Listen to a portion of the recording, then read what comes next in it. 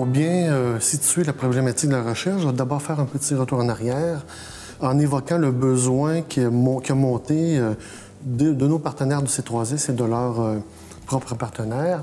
En fait, ils se posaient la question, il y aurait peut-être des trous dans les continuums de services. Et donc, ils se sont posés la question, est-ce qu'on ne pourrait pas trouver une manière de rendre les réseaux plus intenses, plus forts, plus dynamiques, pour éviter qu'il y ait de tels trous pour les clientèles les plus vulnérables, notamment chez les personnes âgées en perte d'autonomie fonctionnelle? On a donc répondu oui, en leur proposant de focaliser le regard sur les moments, les conditions qui font que les réseaux s'activent, se renforcent, se prolongent, etc., en postulant, en pensant, en espérant qu'en identifiant ces petits moments-là, ces conditions locales qui font en sorte que le réseau s'active, se prolonge, se ramifie, eh bien qu'on pourrait les aider, leur donner des conseils, leur donner des avis, leur transmettre des connaissances pour eux-mêmes qu'ils puissent agir sur ces facteurs d'activation-là.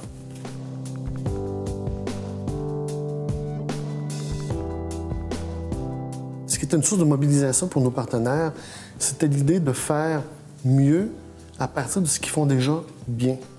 Et donc, l'idée de capturer, de réfléchir ensemble, de documenter les conditions qui favorisent l'activation puis l'extension des réseaux, c'est une manière pour eux d'aller beaucoup plus loin sans demander d'avoir plus de ressources ou plus d'employés.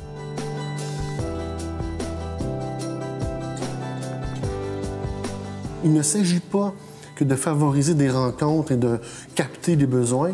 Il s'agit de créer un lieu permanent où les acteurs vont pouvoir co-élaborer les actions. Alors, la conséquence, c'est que le chercheur perd un peu d'autonomie. Il doit entendre les besoins. Il doit trouver une façon de bien traduire sa pensée, ses besoins, etc. Comme les acteurs de terrain, comme nos partenaires, doivent aussi céder un peu de leur autonomie. Dans ce cas-là, par exemple, il y avait un besoin clair autour de l'intensification des réseaux pour combler des trous dans l'offre de service. Et nous, on leur a suggéré, on leur a présenté la valeur ajoutée pour Arima que de focaliser sur ces petits temps-là, parce qu'on pensait que c'est une manière de contribuer à l'ensemble de la réflexion du grand partenariat Arima. Donc, de part et d'autre, il y a eu un travail de rapprochement. Et ce travail de rapprochement-là requiert une condition essentielle, c'est la présence de personnes qui sont aptes à traduire.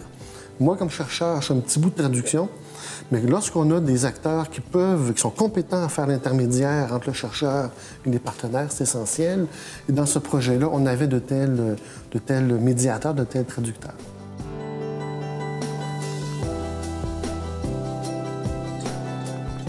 Alors, sur le partenariat, des effets très concrets, eh bien, le fameux traducteur médiateur que j'évoquais tout à l'heure, eh bien, ont connu une transformation importante de leurs conditions de travail, c'est-à-dire bien, un peu de pression, des nouvelles demandes, un jeu de chaises musicales très important qui a fait en sorte qu'en bout de ligne, en bout de parcours, bien, on a perdu un médiateur qui joue un rôle extrêmement important parce qu'il connaissait tout le monde, parce qu'il était capable de nous convaincre, nous, les chercheurs, etc. Donc, départ à la retraite prématuré qui a été provoqué par cet événement-là. Mais cette difficulté-là, à l'interne de l'équipe, se prolonge aussi dans la communauté. Des effets clairement négatifs et sur la vie de l'équipe et sur la vie des réseaux observés.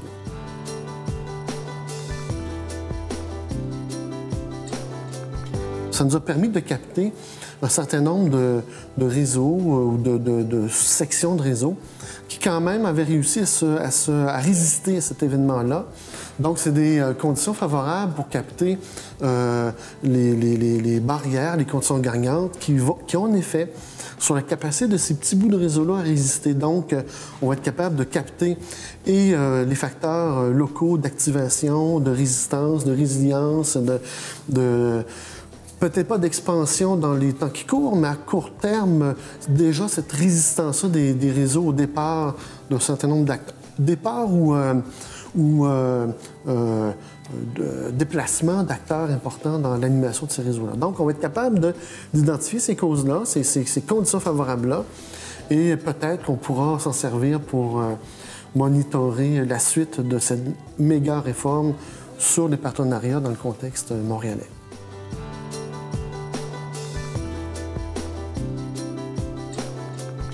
On pense que cette petite recherche, qui a une envergure tout à fait restreinte, constitue une contribution intéressante à l'ensemble du partenariat ARIMA, puisqu'elle permet de mettre le doigt sur des micro-conditions qui favorisent ou qui entravent l'expansion, l'animation et l'interréseautage. Et donc, cette contribution-là va être transférable vers d'autres contextes ARIMA.